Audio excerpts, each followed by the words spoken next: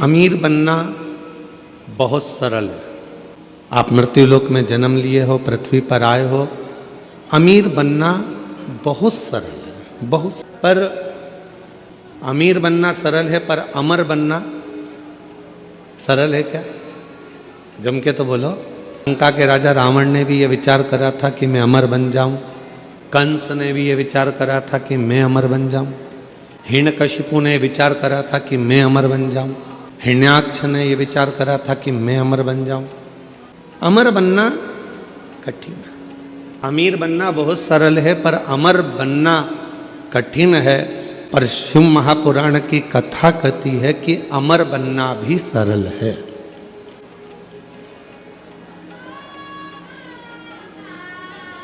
कैसे अमर हो सकते हो? जीवन मानव का मिला है, कोई अच्छा कर्म कर कर चले जाओ। मानव की देह मिली है, कोई ऐसा कर्म कर कर जाओ कि आप अमर हो जाओ। अमर। आज संत श्री सतगुरुदेव श्री घासीदास बाबा जी की जयंती है। पूरे क्षेत्रवासियों को, संपूर्ण सतनामियों को और संपूर्ण क्षेत्रवासियों को जिनके हृदय में सत्य बसता है, ऐसे सभी सतनामियों के चरणों को नमन करते हुए संत श्री घासीदास बाबा की जयंती की पूरे विश्व को बहुत बहुत बधाइयाँ हो। बहुत बहुत। अमीर बनना सरल है, अमर होना कठिन है। पर शिव पुराण की कथा कहती है कि अमर होना भी सरल है।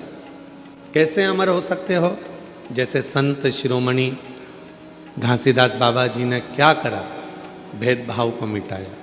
नारी के जीवन का आदर कैसे होना चाहिए, स्त्री का सम्मान कैसे होना चाहिए, संत श्री जगत गुरु गुरुदेव श्री घासीदास बाबा जी ने बताया। सत्य कैसा होता है, अहिंसा परमो धर्म का भाव कैसे होता है, सामाजिक समरसता कैसे होता है, जीवन में उलझनों से निकलने का साधन क्या हो सकता है।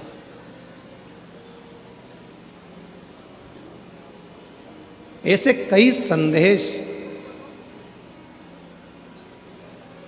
संत श्री गुरु घासीदास बाबा जी ने दिए, जिसको सतनामी समाज अपने अंदर धारण करती है।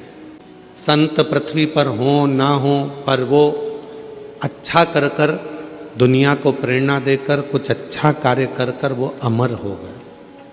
आज भी पूरा विश्व, पूरा देश संत श्री घासीदास बाबा जी की जयंती महोत्सव मनाता है।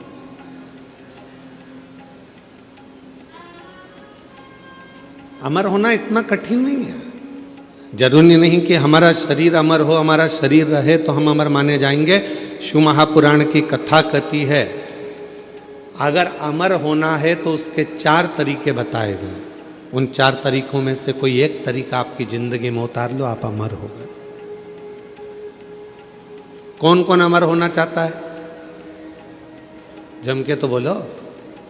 4 तरीके में से कोई सा भी एक तरीका अपनाना है जिससे आप और हम अमर हो जाए।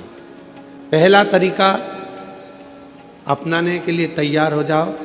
अपनी जिंदगी में एक वृक्ष, एक पेड़ जरूर लगाओ। आप चले भी जाओगे तो वह पेड़ अमर रहेगा। अमर होने के 4 तरीके बताए हैं। पहले नंबर का है वृक्षारोपण।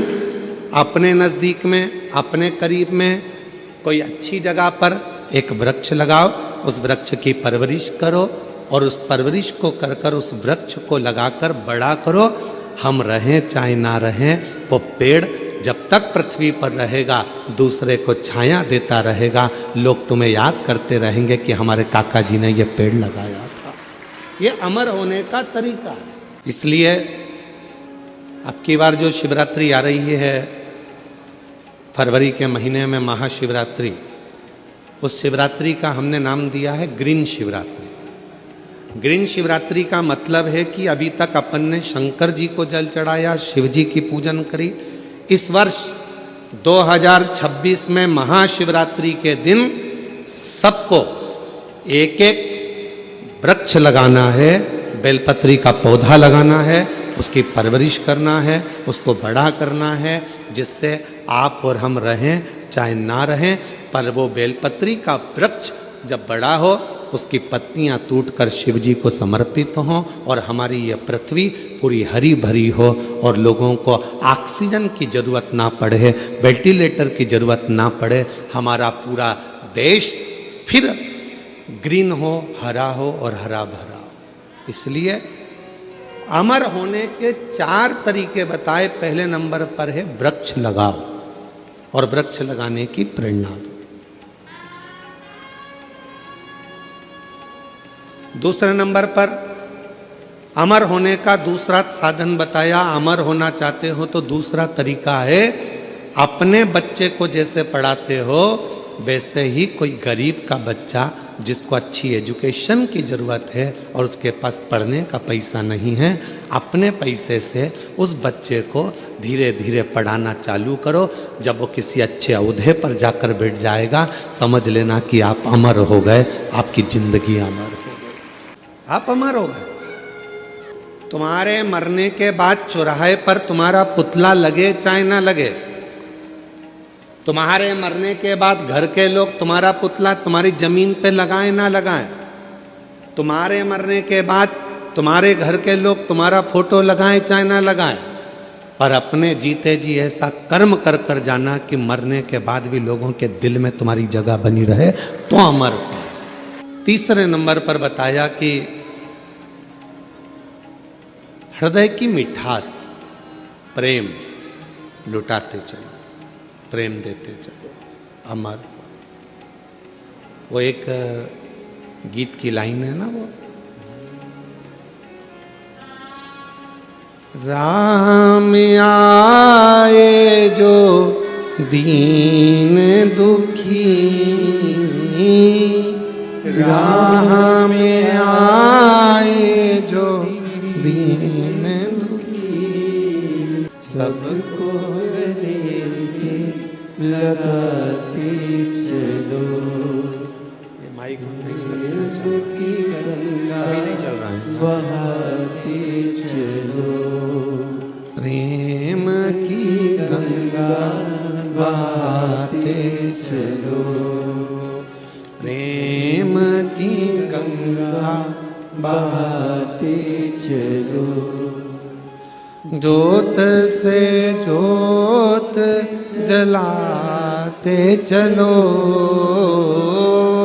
ज्योत से ज्योत जलाते चलो, प्रेम की गंगा बहाते चलो, प्रेम की गंगा बहाते चलो, राह में आए जो दीन दुखी, राह में आए जो दीन दुखी, सबको गले से लगाते चलो, सबको गले से लगाते चलो। तीसरा साधन है, अपने व्यवहार को मीठा रखिए, प्रेममय रखिए, स्नेहमय रखिए, अच्छा रखिए, व्यवहार श्रेष्ठ रखिए। और चौथा साधन बताया, अमर होने का चौथा साधन, अपने बच्चों को अच्छा संस्कार देकर चलिए।